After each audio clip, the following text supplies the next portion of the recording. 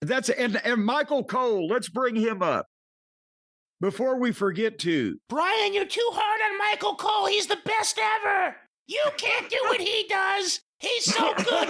He's the least of their problems. Oh my God, I hear it every time I tell the truth about this. And he said something here that flabbergasted me. I went back 3 times to rewind it. Eventually I wrote it down and tweeted it out. My God. I wrote it down too. Michael Cole said that this was the 40th anniversary, which he saw this on Twitter, by the way. The 40th anniversary of Dusty Rhodes' famous Hard Times promo, which is true. And that's what cemented Dusty Rhodes as a global star. In 1985. On Worldwide. That would be, on Worldwide. That would be like, in the Gettysburg Address cemented Abraham Lincoln as a coming up politician. Well, see, that's the thing. It's a great promo. It's a fantastic promo. In a vacuum, it's a great promo. It was not a promo talked about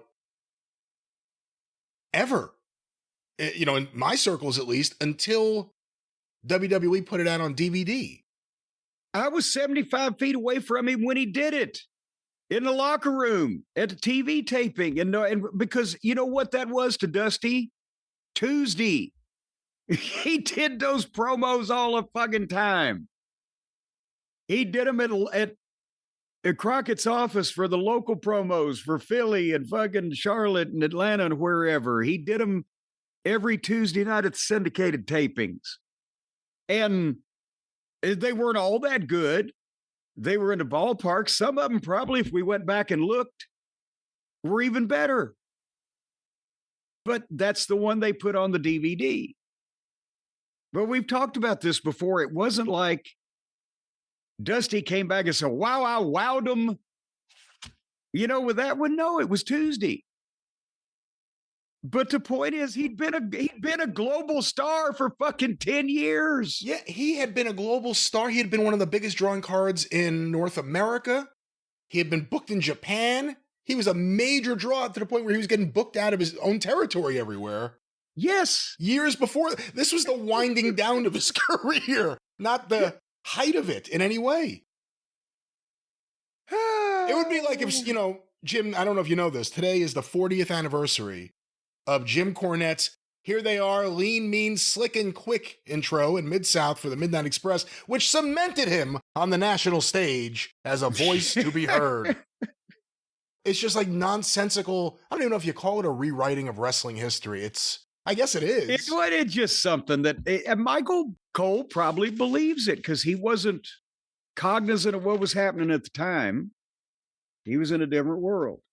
Can you imagine how different things would be if, for mid and late 80s Crockett, people focused more on the promos that were on the syndicated shows as opposed to TBS?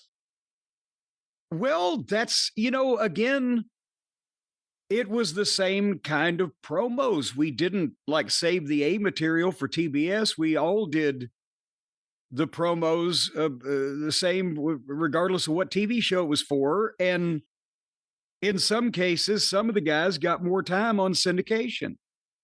Yeah, and a lot of fans only know the stuff from TBS because a lot of that syndication stuff just isn't in circulation, or if it is, you have to really search for it. WWE doesn't put it out.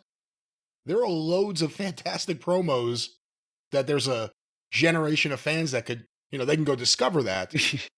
But yeah. And much better matches on syndication, actually, because even the level of the job guys was up because it wasn't the 2 hours of squash matches that you'd get a lot of times on TBS on Saturday. It was the George Souths and Italian Stallions and Gary Royals and those guys doing jobs and more main event matches because we were in arenas. And screaming fans. Yeah, that's the other thing. Yes.